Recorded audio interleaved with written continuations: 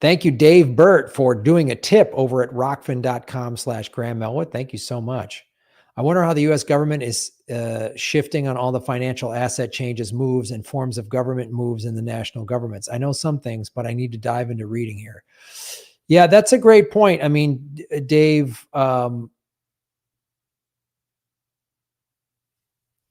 this is part of why I'm an advocate of Bitcoin. Is it takes the power out of its decentralized currency, and governments, especially governments like the American empire, thrive on central banks. They thrive on the Federal Reserve. So,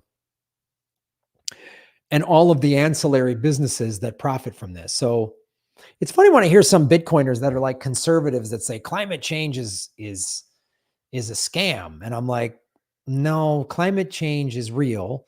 And they'll say like, well, people, there's money laundering happening in the climate change industry or whatever, which that is a faulty argument. That's just like saying, well, people use Bitcoin for criminal stuff, so therefore Bitcoin is criminal. No, Bitcoin is Bitcoin.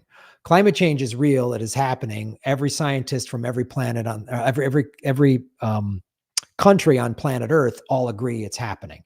The only scientists that say it isn't happening are scientists that are funded by the fossil fuel industry, right? There's 5 islands of floating garbage. Are there people using climate change to scam people out of money? Absolutely. That doesn't mean climate change is real. Just like people running scams with Bitcoin doesn't mean Bitcoin is a scam, right?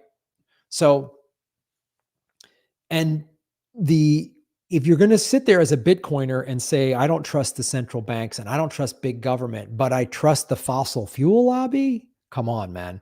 The fossil fuel industry has been putting out climate denial propaganda since the 80s. After they did a study in 1977, Exxon did a study, an internal study, where they found that the burning of fossil fuels is increasing the planet's temperature, right? They were like, wow, this is alarming. They did another study in like 1980, I believe, 81.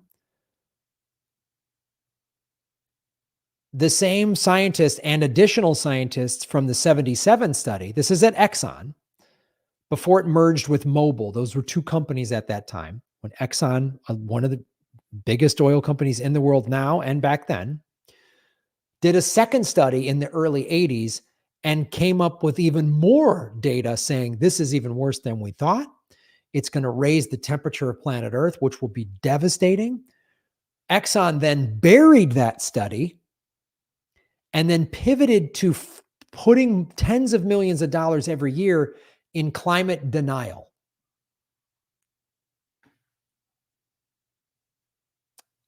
So back then we called it global warming, and they put the term out there, climate change, because it just sounds like, oh, the seasons change. They thought that would sound less. I use the term climate collapse.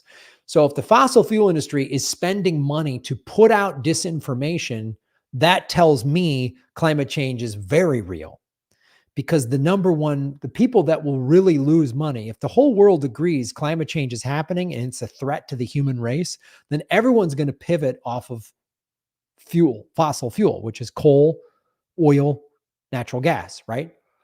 Then all these companies that make pipelines, that do fracking, that all of the drill, then they're all out of business, right? So they have a vested interest in saying climate change is a hoax and it's a scam and all this other stuff. So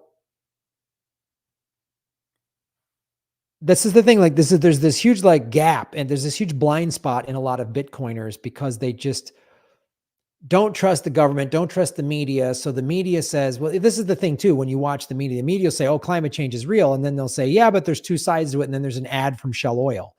So that does greenwashing. So you have to really look at who's funding it. And the petrodollar is another way that the United States enforces its will around the planet. It's another way that it funds wars, right? So,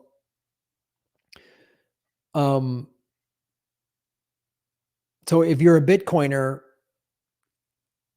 you're against the central banks, then you need to be against the oil industry because they are part of it. The petrodollar is part of the problem. They're part of the war machine, right?